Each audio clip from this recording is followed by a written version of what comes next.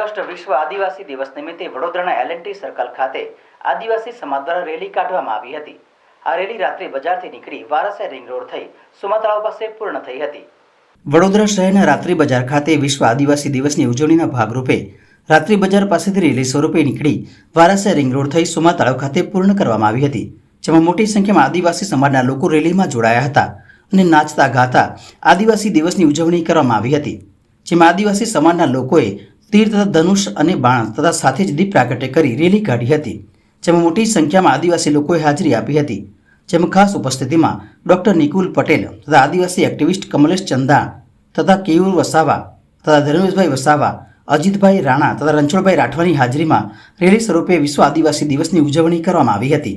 યુનો દ્વારા ઘોષિત વિશ્વ આદિવાસી દિવસની ઉજવણી જેટલા પણ આદિવાસી વિસ્તાર છે તમામ વિસ્તારના લોકો આજની તારીખે ધામધૂમથી ઉજવવાના છે।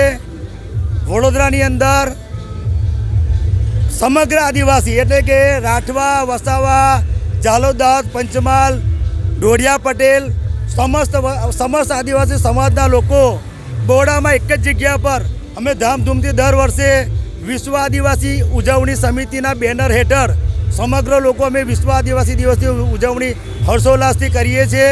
વિશ્વ આદિવાસી દિવસના અનુસંધાનમાં 13મી તારીખે અમે બ્લડ ડોનેશન કેમ્પનો અને વૃક્ષારોપણ અને છોડ રોપાનો વિતરણ કરવાનો અમે કાર્યક્રમ રાખેલો હતો અને આજની તારીખે અમે બાઇક રેલી સ્વરૂપે અમે એલ&ટી સર્કલથી મુક્તાનંદ 3 રસ્તા, કારેલીબાગ પાણીની ટાંકી, સંગમ 4 રસ્તા, ગધેરા માર્કેટ 4 રસ્તા, મહાઈ રોલ 4 રસ્તા, ઉમા 4 રસ્તા, કલાર દર્શન 4 રસ્તા થઈને પરિવાર 4 રસ્તા અમારી બાઇકની પૂર્ણાહુતિ થવાની છે। ત્યાર પછી નાસ્તા ગાસ્તા પોતાના પરંપરાગત યુનિફોર્મ સાથે સોમા તળાવ પરિવાર 4 રસ્તાથી સોમા તળાવ સુધી અમે લોકો પગપાળા નાસ્તા કૂતા જવાના છે। આ મારા કાર્યક્રમની રૂપરેખા છે। હું કમલેશભાઈ ભીલ। જય જોહાર, જય આદિવાસી।